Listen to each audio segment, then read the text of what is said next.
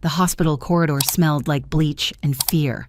I was running past nurses who jumped out of my way, my sneakers squeaking against the waxed floor. Room 237. That's all I could think about.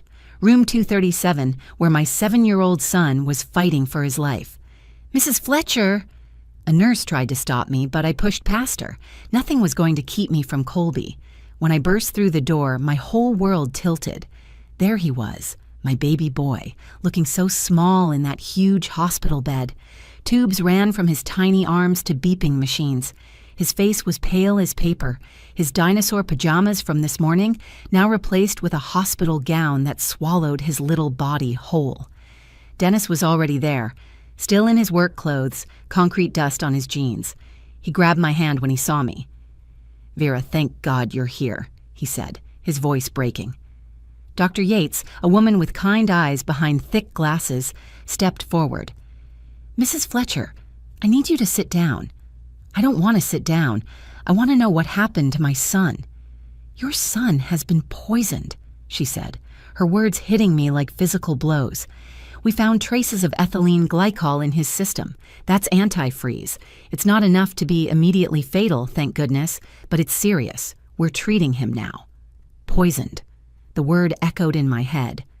How could Colby be poisoned? This morning he was showing me his new drawing of a T-Rex. This morning he was laughing at his dad's silly jokes over breakfast. This morning he was perfect and healthy and whole. "When will he wake up?" I asked, moving to his bedside, taking a small hand in mine. It was cold. Too cold. "Soon," Dr. Yates said. "We've administered the antidote. He's responding well." I sat there for what felt like hours, but was probably only minutes, holding Colby's hand, whispering to him about all the things we were going to do when he got better. Dennis paced behind me, making phone calls to work, to the school, trying to piece together what happened. Then, like a miracle, Colby's eyelids fluttered. His fingers tightened around mine. "Colby? Baby, can you hear me?" I leaned closer, my heart hammering. His eyes opened slowly, those beautiful brown eyes he got from his father, but they were filled with something I'd never seen before. Fear. Real, deep fear. "Mom," he whispered, his voice so quiet I had to lean in close. "Mom, it wasn't an accident." "What wasn't an accident, sweetheart?" He looked past me to make sure no one else was close enough to hear. Dennis had stepped out to talk to another doctor. Colby pulled me closer with surprising strength for such a sick little boy. "Grandma gave me the juice," he said, each word clear despite his weakness. "The special juice. She said it would make me strong, but it made me sick instead." The room spun. I felt like I was the one who'd been poisoned now, my stomach turning to lead. "What are you talking about, baby?" "Grandma Judith. Yesterday at her house, she gave me juice that tasted bad and said I had to drink it all. She said it was our secret." Before I could process this impossibility, the door opened. Judith Fletcher walked in, my mother-in-law of 8 years, carrying a teddy bear and wearing her concerned grandmother face. She was dressed perfectly as always, her silver hair styled, her makeup flawless even in crisis. "Oh my goodness, how is he?" she gushed, rushing toward the bed. "I came as soon as Dennis called. I can't believe this happened." Colby's hand tightened on mine so hard it hurt. His monitors started beeping faster. "Get away," he said, his voice stronger now, powered by something beyond his 7 years. "Get away from me!" Judith stopped, her face a mask of shock. "Sweet Pea, what's wrong? It's Grandma. I brought you Mr. Buttons." She held up the teddy bear like a peace offering. "You poisoned me," Colby said, loud enough that the nurse at the station looked up. "You put the bad stuff in my juice." Judith laughed, but it was wrong. All wrong. Too high, too forced. Oh my goodness, he must be delirious from the medication. Poor thing.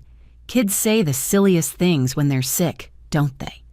She looked at me with those cold blue eyes, the ones that had always seemed to look right through me, never at me. "You know how children are, Vera. They get confused. They make things up."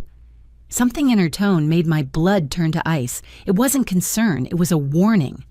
"Colby doesn't lie," I said, standing up, putting myself between her and my son. "All children lie," she said, her smile never wavering. "It's part of growing up. He probably ate something at school and doesn't want to get in trouble." That's when Colby said the words that changed everything. He pointed one small finger at his dinosaur backpack in the corner, the one he took everywhere, the one with the tablet we'd given him for educational games. "Should I show them the video, Grandma?" he asked, his voice clear as a bell. "The video of you giving me the juice? The video where you told me not to tell Mommy?" The teddy bear hit the floor. Judith's perfect face finally cracked, just for a second, but I saw it. I saw the truth underneath. And in that moment, I realized my son hadn't just been poisoned with antifreeze. He'd been poisoned by someone who was supposed to love him most. 3 months before that horrible day in the hospital, life had a comfortable rhythm that I thought would last forever. Every morning at 6:30, Colby would pad into our bedroom in his dinosaur pajamas, carrying his stuffed triceratops named Spike. Dennis would groan and pull a pillow over his head while Colby climbed between us, chattering about whatever dream he'd had. Those mornings were golden, the three of us tangled together before the day pulled us in different directions. Our house on Maple Street wasn't fancy, but it was ours.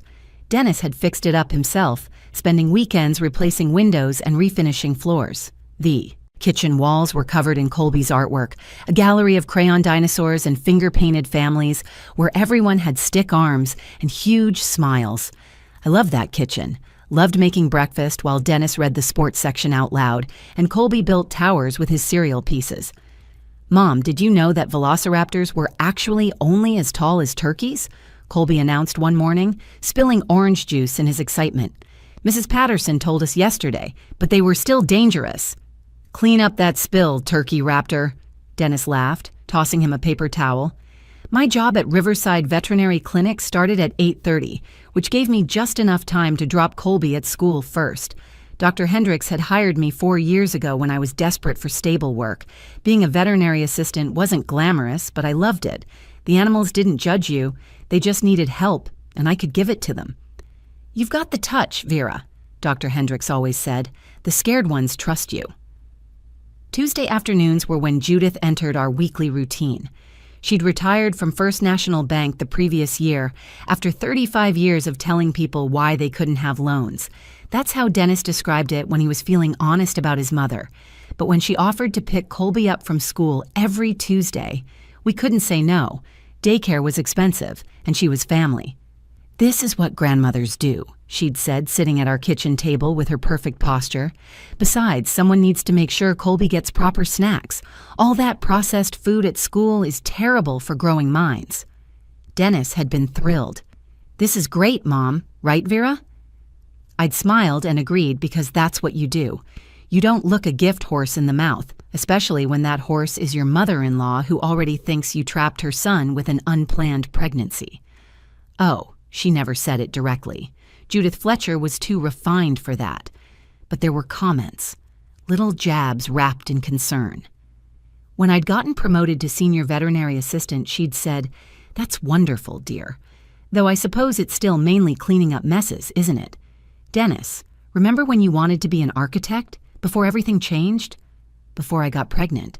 Before I ruined her son's dreams. That's what she meant. But Dennis never heard it that way. Mom didn't mean anything by it," he'd say when I'd bring it up later. "She's just from a different generation. She was a career woman herself, remember? She's proud of you." The Tuesday routine had worked smoothly for 2 years. Judith's house was only 10 minutes from Riverside Elementary, a pristine, 2-story colonial she'd kept exactly as it was when Dennis's father was alive. The same plastic covers on the formal living room furniture, the same artificial flower arrangements, the same photos on the mantel where Dennis looked like the golden boy, and I was always slightly out of focus or half hidden behind someone else. Colby loved going there because Judith had things we didn't. Cable TV with all the cartoon channels, a pantry full of expensive organic snacks, a backyard with a perfectly maintained garden where he could hunt for bugs, and the juice boxes. God, those juice boxes. "Grandma's juice is the best," he'd tell me every Tuesday evening when Dennis brought him home. "She gets the special kind that costs more. She says I deserve the best because I'm a Fletcher." A Fletcher. Not my son. A Fletcher. 2 weeks before everything went wrong, I'd noticed Colby was quieter after his Tuesday visits. Not upset exactly, just thoughtful. "Everything okay at Grandma's?" I'd asked, tucking him into bed. Yeah, he'd said, hugging Spike tighter. Grandma just talks a lot sometimes. About what? Grown-up stuff, about how things should be different. He'd yawn then, already drifting off.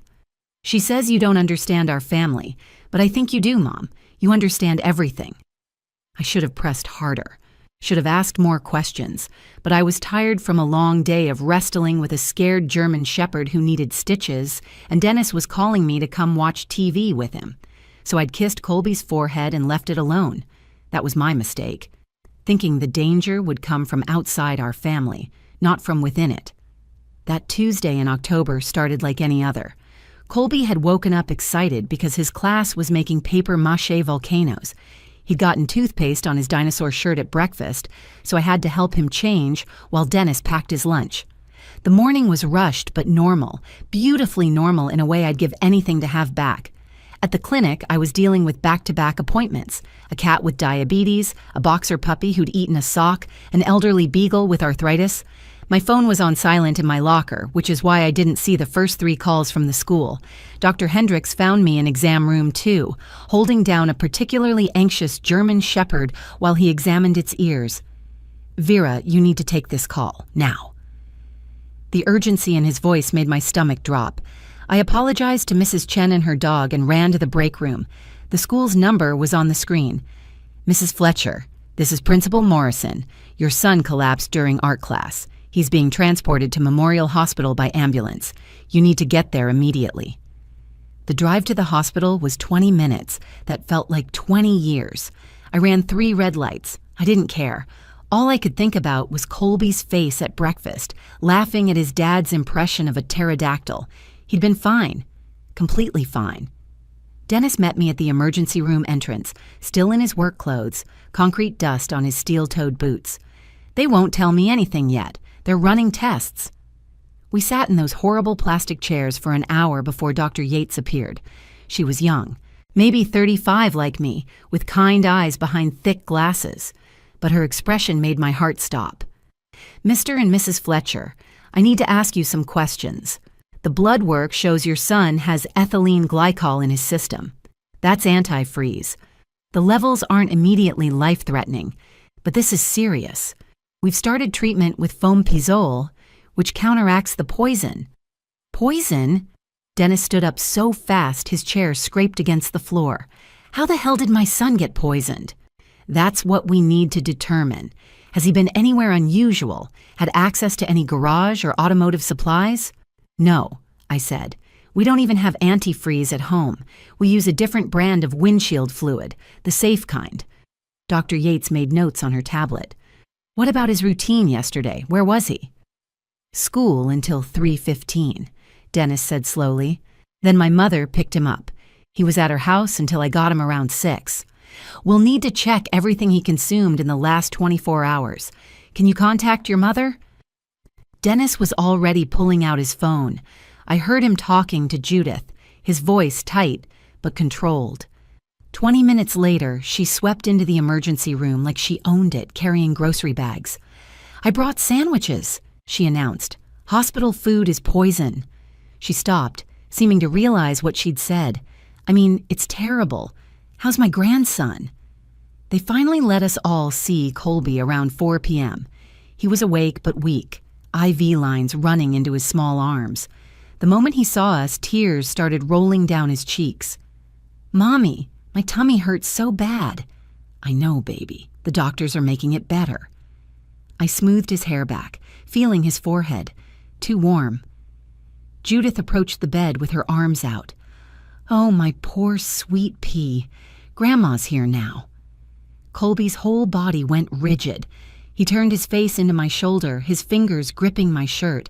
It was such a clear rejection that even Dennis noticed. He's just scared, Judith said quickly, but there was something sharp in her voice. Children get so dramatic when they're sick. Don't you, Colby? Remember when you had that cold and thought you were dying? Mom, he's been poisoned, Dennis said.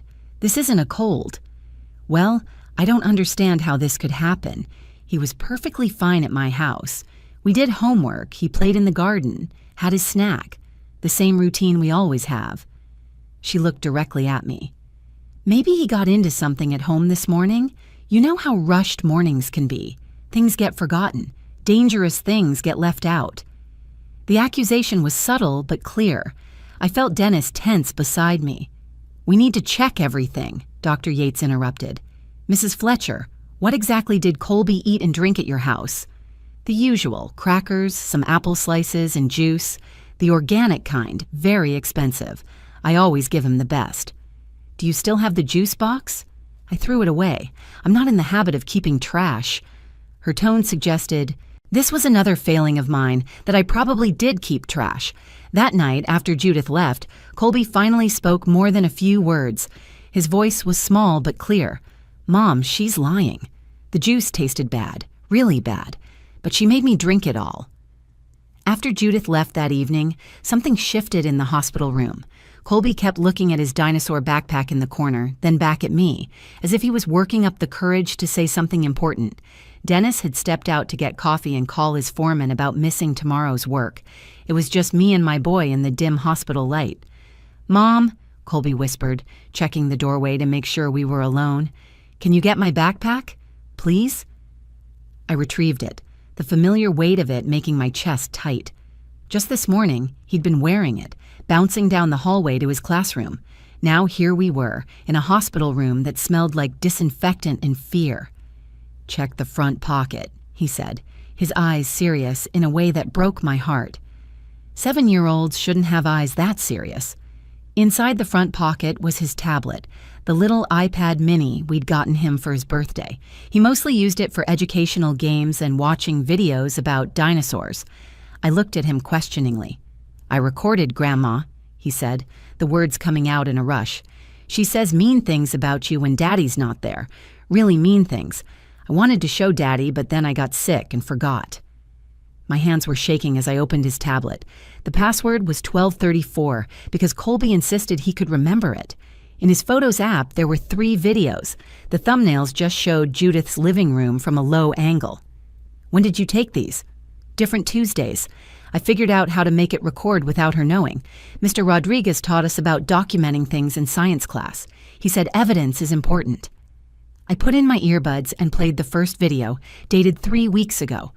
The angle was low, probably from Colby's lap, but the audio was crystal clear. Judith's voice filled my ears. Your mother doesn't deserve your father, Colby. She's beneath us. Did you know she grew up in a trailer park? Her father was a drunk. That's not the kind of blood we want in the Fletcher family, but you're half Fletcher, so you can overcome it if you try hard enough. I paused the video, feeling sick. Colby was watching me with those 2 adult eyes. There's more, he said quietly. The second video was from 2 weeks ago. This time, Judith was in her kitchen making snacks. Her voice was sweeter, but the words were poison. If something happened to your mother, your father could find a better wife. Someone who understands our values. Someone who didn't trap him with a pregnancy. You were an accident, you know. Your mother got pregnant on purpose to force Dennis to marry her. I told him to get a paternity test, make sure you were even his, but he was too trusting. My son had been sitting there, eating apple slices, while his grandmother filled his head with this venom. The rage building in my chest was unlike anything I'd ever felt. But the third video was the worst. It was from yesterday. Yesterday when someone had poisoned my child. This juice tastes funny, Grandma, Colby's voice said. It's a new flavor. Special vitamins to make you strong and smart. Drink it all. My tongue feels weird, kind of tingly. That means it's working. The vitamins are very expensive, so finish every drop. And Colby, this is our secret. If you tell Mommy, I'll know you don't love me anymore. You do love Grandma, don't you? Yes, Grandma. Then drink it all. Every drop. Good boy. The sound of Colby finishing the juice. Then, can I have water? It burns a little. No water, it will dilute the vitamins. You can have water when your daddy picks you up.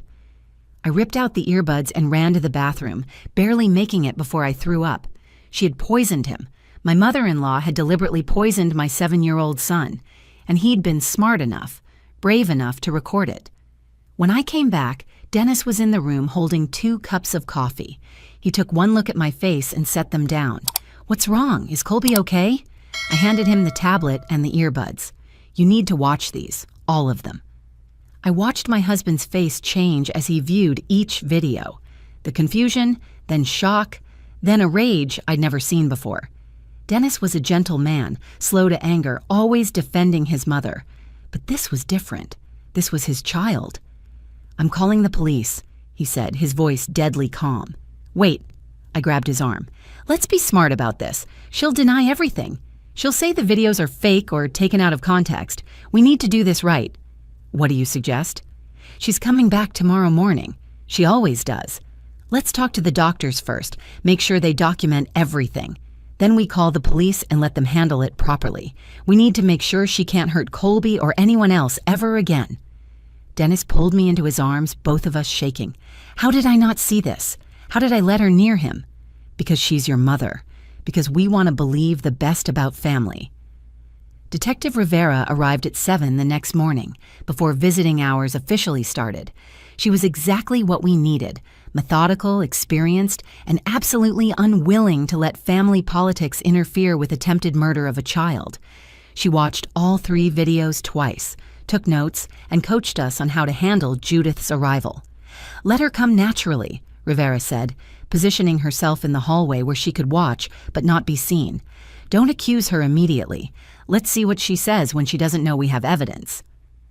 At 9:45, Judith arrived right on schedule, carrying a gift bag and wearing her church clothes, a navy dress with pearls. She looked like everyone's ideal grandmother, the perfect disguise for a monster. "How's our patient today?" she chirped, breezing into the room. "I brought some of those crackers you like, Colby, the dinosaur-shaped ones." Colby pressed closer to me, his heart monitor betraying his anxiety with faster beeps. Dennis stood up from his chair, placing himself between his mother and our son. "Mom, we need to talk about what happened." "Of course we do," Judith said, setting down her gift bag. "It's just terrible. Have the doctors figured out how this happened? I was thinking about it all night. Maybe someone at school gave him something. You know, there are all sorts of troubled children in public schools these days." "The doctors traced the poisoning to Tuesday afternoon," I said, keeping my voice steady. "Between 3 and 6 p.m. Her face didn't change, not even a flicker. "Well, that's when he was with me, but I can assure you nothing happened at my house. We followed our routine perfectly. Homework, snacks, playtime in the garden, the same as always." "The same as always," Dennis repeated. "Including the juice?" "What about the juice?" Her voice sharpened just slightly. "You gave him juice, the special organic kind." "I always give him quality snacks, unlike what he gets at home." She looked at me when she said it, that familiar dig. "Mom, stop." Dennis's voice was harder than I'd ever heard it. "Just stop. We know what you did." "I have no idea what you're talking about. If you're suggesting I had anything to do with this, you're being ridiculous. I'm his grandmother. I love him more than life itself." That's when Colby spoke up, his small voice cutting through her performance like a knife. "Then why did you make me drink the bad juice, Grandma? Why did you say I couldn't tell Mommy?" Judith's face went white, then red. "You're confused, sweetheart. The medication is making you imagine things. This happens with children. They get confused and make up stories." "I'm not making it up," Colby said, stronger now. "Should I show them the video?" The transformation was instant. The mask of the perfect grandmother shattered completely, her face contorted with rage, and for the first time, I saw who Judith Fletcher really was. "You little brat," she hissed. "You recorded me?" "Mom!" Dennis stepped forward, but she wasn't done. "This is exactly what I'd expect from her son," she spat, pointing at me. "Sneaky, deceptive, just like his mother." Detective Rivera chose that moment to enter the room. "Mrs. Fletcher, I'm going to need you to come with me." "This is insane. You can't arrest me based on the word of a child." "We're not," Rivera said calmly. "We're arresting you based on video evidence. The medical report showing ethylene glycol poisoning and what you just admitted in front of 4 witnesses." "I didn't admit anything. I was trying to help my grandson. If anyone should be arrested, it's her." She pointed at me again. "She's turned my son against me, poisoned my grandson. Against me. She's the poison in this family." "Enough!" Dennis's voice boomed through the room. "You poisoned my son, my 7-year-old son. To what, frame my wife? Get her out of the picture?" Judith's eyes were wild now, all pretense gone. "She was never good enough for you. Never. I was trying to save you from the mistake you made 8 years ago. One little illness, just enough to make her look neglectful, and you'd finally see what kind of mother she really is." "You could have killed him," I said, my voice shaking with rage. "You gave antifreeze to a child. You could have destroyed his kidneys, his brain. You could have killed my baby." "It was a calculated dose. I researched it thoroughly. Just enough to make him sick, not enough to cause permanent damage. I'm not a monster." "Yes," Dennis said quietly, and somehow that was worse than shouting. "You are." Detective Rivera nodded to the officers in the hallway. They came in with handcuffs. As they led Judith away, she turned back one more time. "You'll regret this, Dennis. When she shows her true colors, when she ruins your life, you'll wish you'd listened to your mother." The door closed behind her, and the room fell silent except for the steady beep of Colby's monitors. Dennis collapsed into the chair beside the bed, his head in his hands, shoulders shaking. Colby reached out his small hand and patted his father's arm. "It's okay, Daddy. We're safe now." The trial lasted 3 months. Judith Fletcher, the woman who'd worn pearls to poison her grandson, sat in court looking small and ordinary in her orange jumpsuit. The prosecutor played Colby's videos for the jury. 12 strangers watched my mother-in-law tell my son his mother was trash, that he was an accident, that I'd trapped his father. They watched her coach him to drink poison while calling it vitamins. The defense tried to argue it was a mental breakdown, temporary insanity brought on by the stress of retirement. But the prosecutor had done her homework. Judith's internet history showed 6 weeks of research on antifreeze poisoning, specifically about non-lethal doses in children. She'd visited forums about custody battles, about proving parental neglect. She'd even searched how to frame someone for poisoning before remembering to clear her browser history. But nothing on the internet truly disappears. She got 8 years. With good behavior, she'd be out in 5. Dennis struggled with that reality every single day. "She's my mother," he said one night, 3 weeks after the trial ended. "How did I not see what she was capable of?" "Because children are programmed to love their parents," I told him, holding his hand across our kitchen table. "Just like parents are programmed to protect their children. She broke that sacred rule, not you." Colby recovered completely, at least physically. The doctors called him lucky. Another day, maybe 2, and the damage would have been permanent. His kidneys would have failed. His brain would have been affected. Instead, he got to go back to school after 2 weeks, where he was treated like a hero by his classmates, the boy who caught his grandma doing something bad and recorded it. We moved to Portland, Oregon, where my sister Renata lived. Dennis found work with a construction company that paid better than his old job. I got hired at a veterinary emergency clinic, working with critical cases. Colby started at a new school where nobody knew our story. He joined the science club, influenced by Mr. Rodriguez's lessons about evidence and documentation. But the real healing happened in smaller moments. Dennis started therapy, working through the guilt of not protecting his son from his own mother. I worked through my anger at all the warning signs I'd dismissed. And Colby, brave little Colby, taught us both about resilience. "I knew Grandma was wrong about you, Mom," he told me one evening as I tucked him into bed in our new house. "She kept saying bad things, but I could see they weren't true. You're the best mom. That's why I recorded her. I wanted proof that she was the bad one, not you. You shouldn't have had to do that, baby. No child should have to protect their parent like that." "But I did it," he said proudly, "and now she can't hurt us anymore." The truth about poison is that it comes in many forms. Sometimes it's in a juice box laced with antifreeze. Sometimes it's in words designed to destroy a family from the inside. Sometimes it's in the slow, careful campaign to convince a child that their mother isn't worthy of love. But here's what Judith never understood. Love is the strongest antidote there is. Colby's love for me made him document the truth. Dennis's love for his son helped him choose our family over his mother. And my love for both of them gave me the strength to fight back against someone who thought she could destroy us. 6 months after the trial, we got a letter from Judith in prison. Dennis burned it without reading it. We were done with her poison in all its forms. Last week was Colby's 8th birthday. We had a dinosaur party in our backyard with 15 kids from his new school. He's taller now, growing so fast I can barely keep him in clothes that fit. He still loves science, still asks a million questions about everything, but he doesn't record people anymore. He doesn't need to. "Mom," he said as I brought out his birthday cake, "remember when I was 7 and Grandma tried to poison me?" "Yes, baby, I remember." "That was really scary. But we won, didn't we? The good guys won." "Yeah," I said, lighting the candles on his T-Rex cake. "We did." As I watched him blow out his candles, surrounded by new friends in our new life, I thought about how sometimes the most dangerous predators look like grandmothers bearing gifts. Sometimes the people who are supposed to love you most are the ones capable of the greatest harm. But sometimes, just sometimes, a 7-year-old with a tablet and a brave heart can save his whole family. Sometimes the truth, even from the smallest voice, is more powerful than all the poison in the world. If this story touched your heart or reminded you to trust your instincts about the people in your life, please like this video and share it with someone who needs to hear it. Your comments mean everything to me, and I read every single one. And if you want to hear more true stories about families, survival, and the incredible strength of children, subscribe to this channel and hit that notification bell. Thank you for listening to my story.